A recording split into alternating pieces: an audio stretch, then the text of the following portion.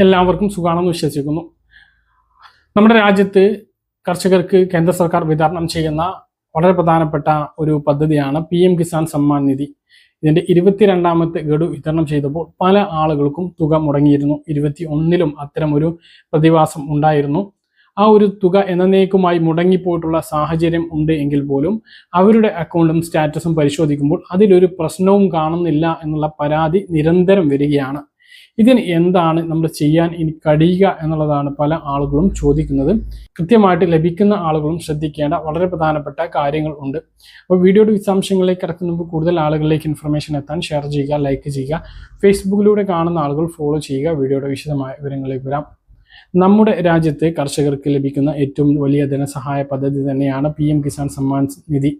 2019 മുതൽ ആരംഭിച്ചിട്ടുള്ള പദ്ധതിയിലേക്ക് ആർക്കും ചേരാവുന്നതാണ്. 2018-19 സാമ്പത്തിക വർഷത്തെ നികുതി അടച്ച റെസീറ്റ് ഉള്ളവർക്ക് മാത്രമായിരുന്നു നേരത്തെ ചേരാൻ കഴിഞ്ഞിരുന്നത് എങ്കിൽ പിന്നീട് സ്ഥലം പേരിലേക്ക് ആയിട്ടുള്ള, അതായത് പരമ്പരാഗതമായി സ്ഥലം കൈമാറി വന്നിട്ടുള്ള ആളുകൾക്കും ഈ പദ്ധതിയിലേക്ക് ചേരാം. അതേസമയം പുതുതായിട്ട് ഇതിന് ശേഷം 2019 ശേഷം സ്വന്തം പേരിലേക്ക് സ്ഥലം മേടിച്ചിട്ടുള്ള ആളുകൾക്ക് ഇതിലേക്ക് ചേരാൻ ഇപ്പോഴും കഴിയുന്നില്ല. അതിലേക്ക് ഒരു അപ്ഡേഷൻ വന്ന് മാറ്റം ഉണ്ടാകും എന്ന് നമ്മൾ പ്രതീക്ഷിക്കുന്നു. അപ്പോൾ ഈ 2000 രൂപ നിങ്ങൾക്ക് 5 സെന്റ് സ്ഥലം ഉണ്ട് എങ്കിൽ നിങ്ങൾക്കും അവകാശപ്പെട്ടതാണ്. പദ്ധതിയിലേക്ക് ഇപ്പോൾ ഓൺലൈനായിട്ട് അപേക്ഷ നൽകാവുന്നതാണ്. നേരത്തെ പറഞ്ഞു വന്ന കാര്യം, ഇപ്പോൾ ഓരോ മാസം കഴിയുമ്പോഴും ഗുണഭോക്താക്കൾക്ക് പല ആളുകൾക്കും ഇത് മുടങ്ങിപ്പോകുന്ന സാഹചര്യമുണ്ട്. പരിശോധിക്കുമ്പോൾ ഒരു പ്രശ്നവും ഇല്ല എന്നുള്ളതാണ്.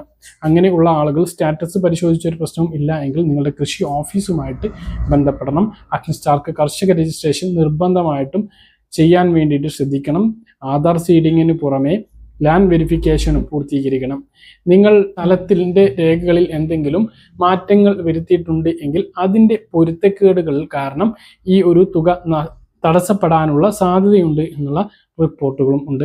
മറ്റൊന്ന്, ഒരു കുടുംബത്തിൽ തന്നെ ഒന്നിൽ കൂടുതൽ ആളുകൾ വാങ്ങുന്നുണ്ട് എന്ന സംശയത്തിൻ്റെ അടിസ്ഥാനത്തിൽ അത്തരം അക്കൗണ്ടുകൾ, അതായത് 2 അക്കൗണ്ട് ഉണ്ട് എങ്കിൽ ആ 2 അക്കൗണ്ടുകളും താൽക്കാലികമായി മരവിപ്പിച്ച അവസ്ഥയുണ്ട്.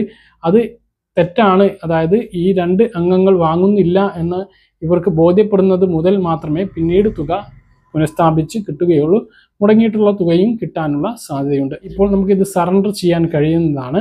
അതായത് നമുക്ക് ഈ ആനുകൂല്യം വാങ്ങുന്നതിന് ഇപ്പോൾ അർഹത ഇല്ല എങ്കിൽ നമുക്ക് സ്വമേധയാ ഇതിൽ നിന്നും ഒഴിവാകാവുന്നതാണ്.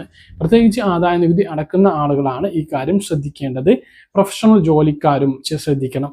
നേരത്തെ ഇത് നമുക്ക് വാങ്ങാൻ അർഹതയുണ്ടായിരുന്നു, പിന്നീടാണ് ഇത്തരം ഉയർച്ചയിലേക്ക് നമ്മൾ വന്നിട്ടുള്ളത് എങ്കിലും ഇതിൽ നിന്ന് ഒഴിവാക്കുക. ഇല്ല എങ്കിൽ ഇതുവരെ വാങ്ങിയിട്ടുള്ള തുകയൊക്കെ നമ്മൾ തിരിച്ചടയ്ക്കേണ്ട സാഹചര്യം ഉണ്ടാകും. നോട്ടീസ് വന്നാൽ ആ കാര്യം അങ്ങനെയാണ് ഉണ്ടാകുക.